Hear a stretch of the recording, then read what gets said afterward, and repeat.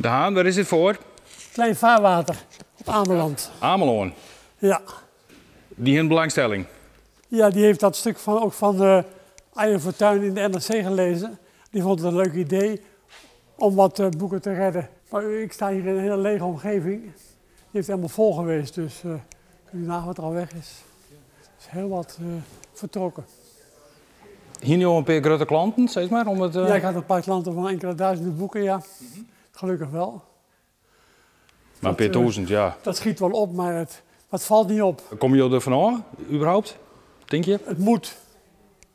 Want ik moet het pand leeg opleveren. Ja. Dus het moet leeg zijn. Maar er gaat dan een heel soort in de container. Dan gaat het restant wat ik echt niet, wat niemand meer hebben wil, gaat de container in, ja.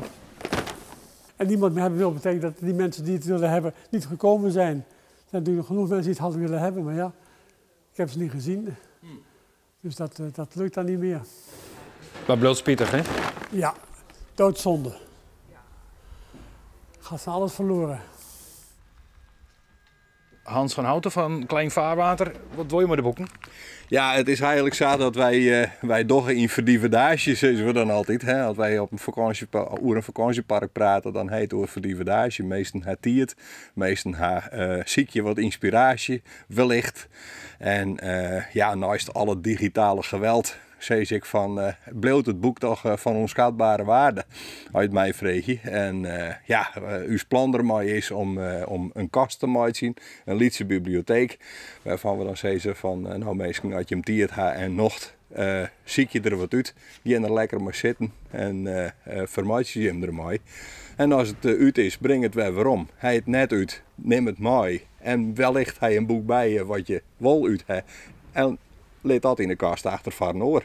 Wat heb je nou krijg uitzocht? Of Ja, nou, er kwam hier te middenval, krijg. De mensen in het weer. Nou ja, vakantie en waar, dat is een 1-2'tje, zo ga ik zeggen. Ja, dat geldt eigenlijk voor de horen ik.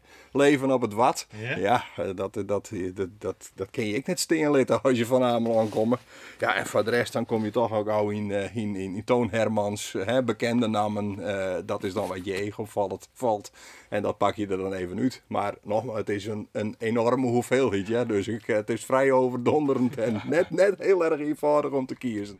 Weet je al wat je zelf, wat doe je hier nou, zeg maar? Ik denk dat ik even rust neem. Even afkik van de boeken. Dat ik even met vakantie ga of zo. Ja. Dat lijkt bij hem wel aan toe, want hebben we, ik mag het niet zelf zeggen, maar wel verdiend. Na een moeilijke tijd. Ja, ja, maar dat is iedereen, hè, om dit behoorlijk, ja. Van de hand te doen. Geen rolletje, nee. Nee. Maar kun je dat wat relativeren? Dat dacht ik wel, maar dat lukt niet altijd. Je denkt dat je meer kunt dan je kunt, hè? Dat is altijd zo. Het weer een hele sammeling. Ja. Ik was er eigenlijk kapot van, dus... Ga wel. Ga later.